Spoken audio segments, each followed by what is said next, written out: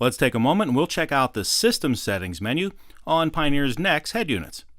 Even though your particular receiver may have buttons on the side or across the bottom like this one, the on-screen operation in this demonstration is identical for the following Pioneer NEX models: AVH 4100 NEX, 4200 NEX, and 4201 NEX, AVIC 5100 NEX, 5200 NEX, and 5201 NEX, AVIC 6100 NEX, 6200 NEX, 6201 NEX, AVIC 7100 NEX, 7200 NEX, 7201 NEX, AVIC 8100 NEX, 8200 NEX, and AVIC 8201 NEX.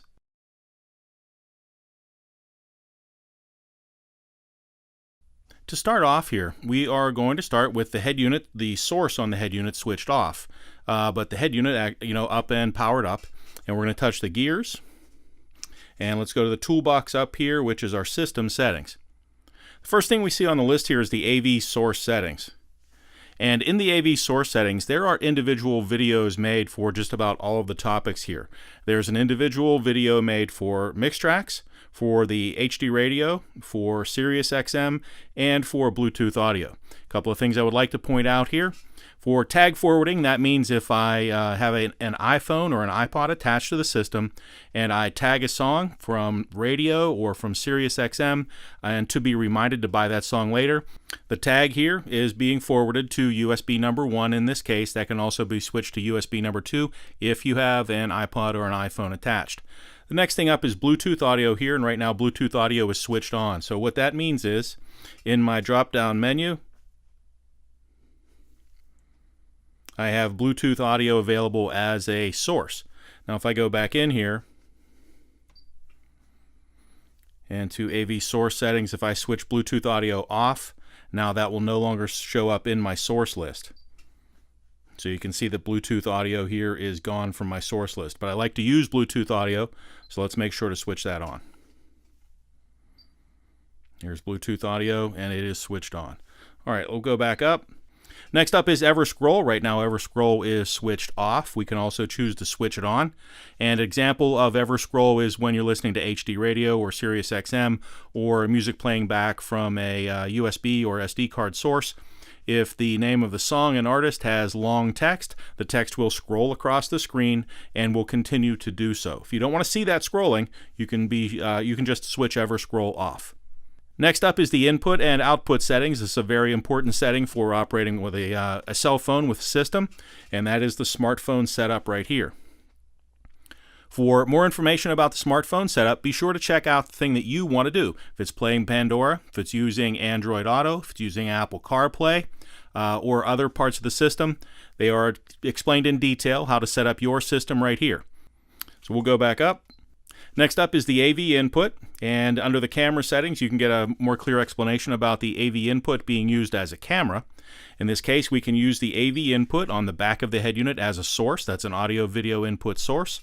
If we want to use that AV input as a camera number 2 in the system, we can set it up as a camera, and you can choose to switch it off as well. If you switch it off, no AV input or camera can be used. For right now, we'll set this up as camera. And then we have auxiliary input here, and from the source menu we can have auxiliary input show up in the source menu, just like we showed you with Bluetooth audio. Here's auxiliary input as one of the sources. If you don't want to see that source in the list, you can choose to switch auxiliary input off. Last on the list here is app radio mode video adjustment. If you are operating your head unit in app radio mode from an iPhone or an Android phone, you can do video adjustment right here with the parking brake engaged. So let's go back up. Next up is our camera settings. And for more information about the camera settings, be sure to check out the camera videos. There are multiple camera videos that explain the camera settings in great detail. We'll go back up. Next up is our demo mode that you can switch on or off right here. Most people like to have the demonstration mode switched off. When the head unit is powered down, the demonstration mode will show up. If you switch the demo mode off, it goes away. So let's scroll down a little here. Next up is our system language, and when you first power up this head unit, you have to choose a system language. You can go in and change that system language to a number of different options right here. Just be sure that you can read and write that language before you choose an option. For right now, I'm going to choose English. Next up is Restore Settings. We'll touch that. And you can see that all of the options under Restore Settings are grayed out here, so in order to get to them, we need to engage the parking brake. Once we've engaged the parking brake, we can choose to restore the audio settings, the color palette theme settings, the Bluetooth settings, or all of the settings in the head unit. You can do that by touching the Restore button here. We're going to skip that for right now and head back up. Next up is our keyboard type, and right now that is set to English. If you are using the head unit in app radio mode, a keyboard is an important part of the system. You can choose different languages for that keyboard. Next up is the beep tone that we can switch on or off. Now, if you listen to the system, when I touch a button, there's a beep when I touch buttons on the head unit. If you want to switch that beep off, we can do that very easily by switching off the beep tone right here. Now, when I touch a button, I like to have the beep tone turned on, so I'm going to switch that beep tone on as a confirmation that I have touched the screen. All right, let's scroll down a little here, and next up is touch panel calibration, but you can see that that is grayed out. So let's engage the parking brake so we can see the touch panel calibration. All right, we've engaged the parking brake, and now touch panel calibration becomes available. Let's open that screen. The screen calibration is adjusted at the factory before the product is shipped. If you feel that you need to adjust the screen, the calibration of the screen, you can start to do that right here. If you typically operate this head unit from the driver's seat, I strongly recommend that you do your touch panel calibration also from the driver's seat. If you've opened up this window and you don't want to go through the entire calibration process, just press and hold the home button for a couple of seconds to get you back out. Let's go back up to the gears, the toolbox, and we'll scroll down. Next up are the dimmer settings. And there is a full video on operating the dimmer and the dimmer timer. So be sure to check out the dimmer settings video.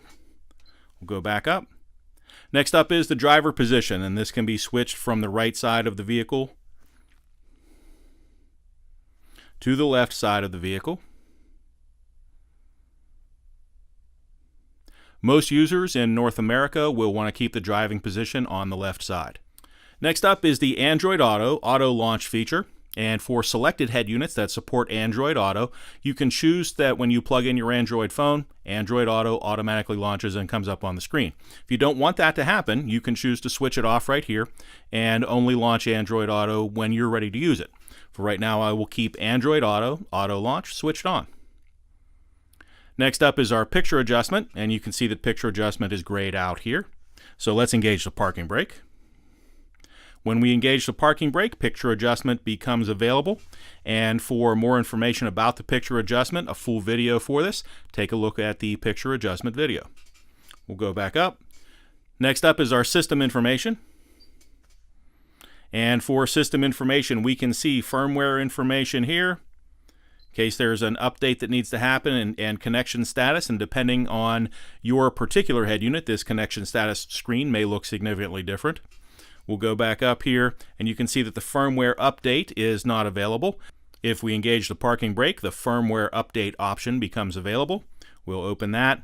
Here this tells you to download a firmware update when it's available from pioneerelectronics.com and place that onto a USB drive or an SD card and follow the instructions to continue the update. We'll go back up. And finally, at the bottom here are OEM settings. And the OEM settings are used if you have the iDataLink Maestro OEM integration unit installed with the system. For more information about that, check out the iDataLink Maestro video. When you're done making adjustments here, you can just hit the X to escape.